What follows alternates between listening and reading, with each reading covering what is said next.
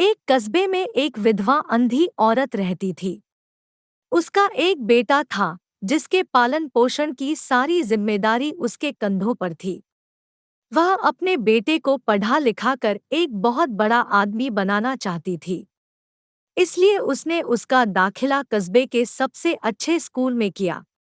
वह दिन रात मेहनत करती ताकि बेटे की स्कूल की फीस दे सके। लड़के के स्कूल के बच्चे उसकी माँ के बारे में जानते थे।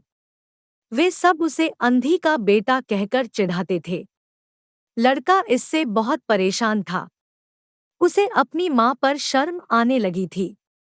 वह उसके साथ कहीं भी आने जाने से कतराने लगा था। जब लड़का बड़ा हुआ तो उसकी शहर में अच्छी नौकरी लग गई। उसने अपनी माँ से वादा किया कि शहर में मकान लेकर वह उसे लेने आएगा।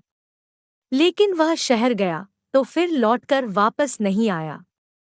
उसकी अंधी माँ उसका इंतजार करती रह गई। कई महीने बीत गए।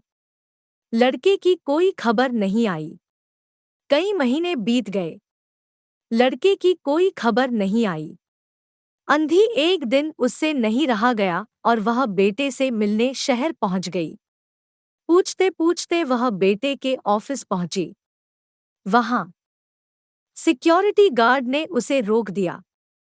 अंधी औरत ने गार्ड को अपने बेटे का नाम बताया और बोली कि उससे जाकर कह दो कि गांव से कोई मिलने आया है। गार्ड ने जाकर उसके बेटे को बताया। बेटे ने ऑफिस की खिड़की से देखा तो उसे अपनी माँ गेट के बाहर खड़ी नजर आई।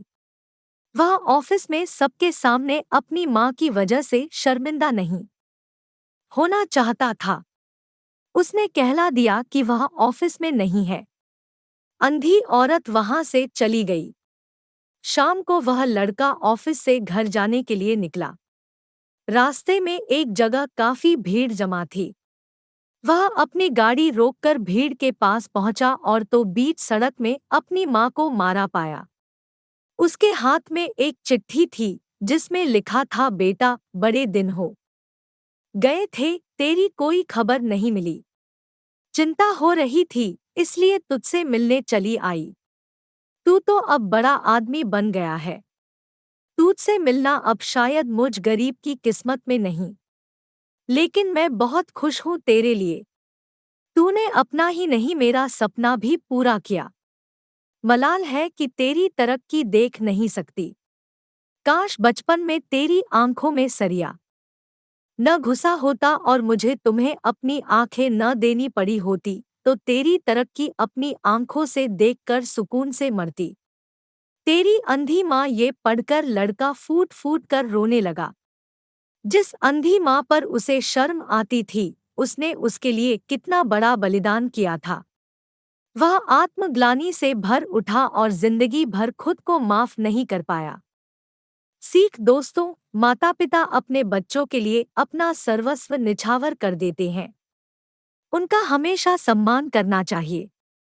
दोस्तों, अगर आपको यह कहानी पसंद आई हो तो हमारे चैनल को सब्सक्राइब करें, लाइक करें और अपने परिवार के साथ शेयर करें और बेल आइकॉन भी ऑन रखें जिससे हमारी कहानी आपके पास आए।